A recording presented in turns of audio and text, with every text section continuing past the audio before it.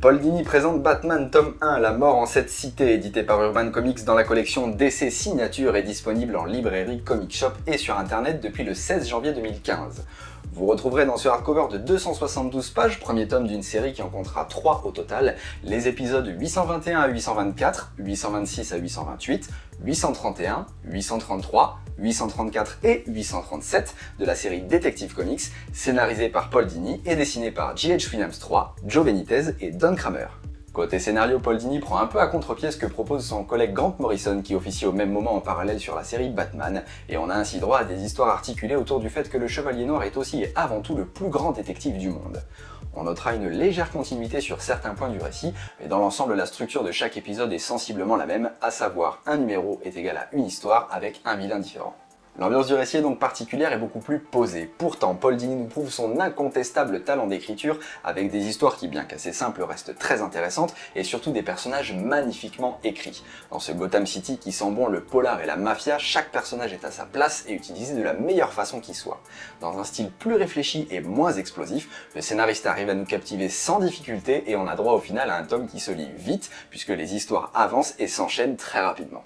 Ça reste très accessible, même s'il est clair que ce style d'histoire ne plaira pas forcément à tout le monde. Pourtant, en y regardant de plus près, chacune d'elles montre l'attachement profond de Paul Dini au Batverse et à sa galerie de personnages. Personnellement, j'ai beaucoup aimé l'épisode avec le Joker et son rythme beaucoup plus soutenu, ce qui appuie encore plus sur le côté complètement fou du personnage, et le team-up Batman-Zatanna qui prend en compte des éléments intervenus dans d'autres récits et qui devrait éveiller votre curiosité à juste titre si vous ne l'avez pas lu. Côté dessin, deux artistes ne réalisent qu'un épisode chacun et leur travail est vraiment superbe. Tout d'abord J.H. Williams III avec des planches bien travaillées et un découpage toujours aussi original et intéressant, complètement au service de l'histoire racontée.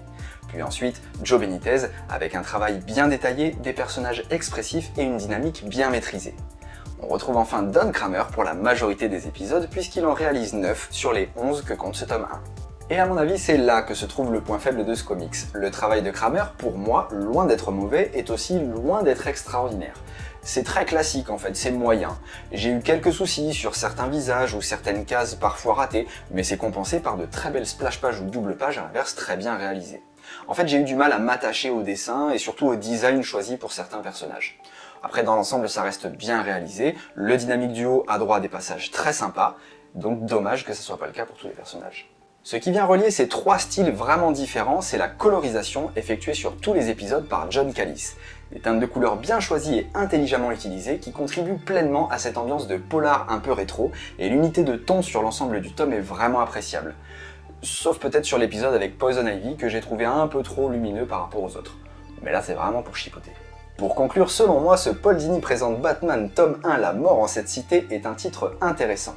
Visuellement moyen, malgré de très bonnes prestations de J.H. Williams III et Joe Benitez, le véritable intérêt de ce comics se trouve dans les histoires écrites par Paul Dini et dans sa façon d'utiliser les personnages.